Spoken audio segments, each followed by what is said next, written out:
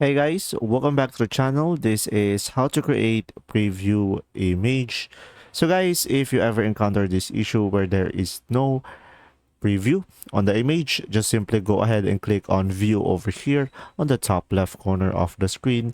And from here guys, you should be able to see here large icons, and from here you should be able to see the preview.